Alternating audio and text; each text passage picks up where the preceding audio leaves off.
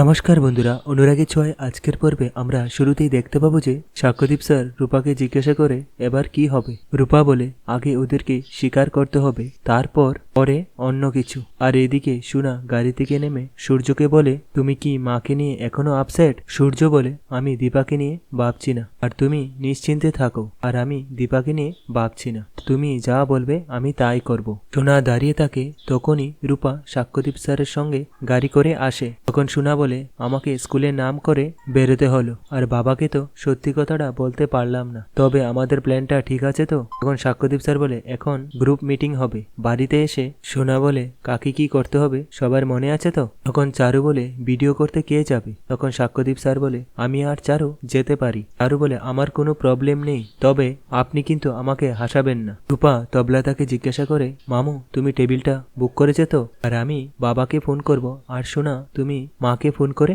ডাকবে। আর এইদিকে সূর্য চেম্বারে এসে মন খারাপ করে দীপার পুরনো ছবি দেখছিল। এই সময় রূপা ফোন করে সূর্যকে বলে, বাবা তুমি আমার সঙ্গে দেখা করবে? তখন সূর্য বলে, ঠিক আছে। আর এইদিকে দীপাকেও সোনা ফোন করে বলে যে একটু পরে তুমি এই ক্যাফেতে চলে এসো, আমি তোমার সঙ্গে দেখা করতে চাই। এইদিকে তবলা জিনিসপত্র নিয়ে আসে। চারু সাক্ষ্যদীপ স্যারকে বলে, আপনি কিন্তু আমাকে হাসাবেন না। তখন সাক্ষ্যদীপ স্যার বলে, এতকাল ধরে আমি জানতাম লোকজন আমাকে ভয় পায়, আর আপনি বলছেন আমাকে দেখে আপনার হাসি পায়। তখন সোনা রূপাকে বলে, এবার সবকিছু ঠিক হবে তো? আর আমি তো সবকিছু নষ্ট করে দিই। তখন রূপা বলে, আমরা দুজন আছি তো, আর এবার সবকিছু ঠিক হবে। এরপর সাক্ষ্যদীপ স্যার আর চারু রেস্টুরেন্টে ক্যামেরা ফিট করে। তখন সাক্ষ্যদীপ স্যার চারুকে বলে, আপনাকে এই বয়স্কর রূপে বেশ মানিয়েছে। তখন চারু বলে, আমরা কিন্তু কোনো ডেটে আসিনি। এদিকে ক্যাফেতে সূর্য আর দীপা একে অপরকে দেখে অবাক হয়ে যায়। তখন দীপা বলে, আমাকে তো সোনা ডেকেছে। এরপর সূর্য বলে, আমাকে তো রূপামাই ডেকেছে, তবে ওরা আসেনি কেন?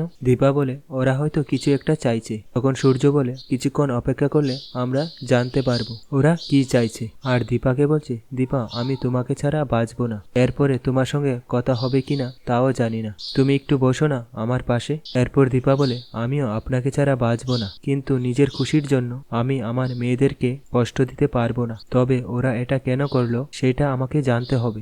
এরপরে সূর্য সোনাকে ফোন করে। তখন সোনা বলে, এরপরে বিয়ে হয়ে গেলে তোমাদের আর দেখা হবে না, সেই জন্য আমরা ভাবলাম তোমরা এখনই একটু দেখা করে নাও। এরপর দীপা সূর্যকে প্রণাম করে বলে, এই জন্মে আমাদের তো একসঙ্গে থাকা হলো না, তবে পরের জন্মে যেন আমাদের মধ্যে আর কোনো ভুল বুঝাবুঝি না থাকে। আর বলছে চারু খুব ভালো মেয়ে, ও যা করেছে তার জন্য আপনি চারুকে ক্ষমা করে দেবেন। আর এদিকে চারু দীপাকে দেখে ভাবছে তার জীবনে কি হতে চলেছে সেটা না চিন্তা করে ও সবার ভালো চাইছে। তো বন্ধুরা, আজকের পর্বটি এখানেই শেষ হয়ে গেল।